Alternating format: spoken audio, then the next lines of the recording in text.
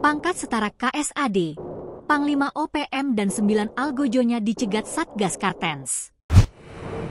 Satgas Damai Kartens 2024 membekuk seorang Panglima OPM yang kerap bikin onar di wilayah Paniai. Pria bernama Jemmy Magayogi ditangkap pada 16 Oktober 2024. Saat itu, ia dicegat Satgas Damai Kartens 2024 sedang bersama 9 anak buahnya.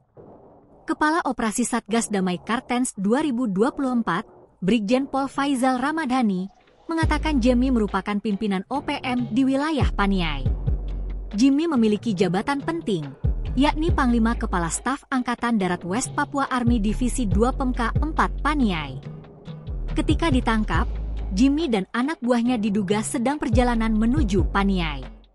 Namun, Satgas Damai Kartens 2024 berhasil menghentikan langkah Jimmy saat melintas di depan kantor DPRD, jelasnya. Dari tangan Jimmy, disita ratusan butir amunisi. Ditemukan 104 butir amunisi yang terdiri dari 56 butir kaliber 5,56 mm dan 48 butir kaliber 7,62 mm. Saat ini pimpinan KKB itu masih dalam pemeriksaan intensif.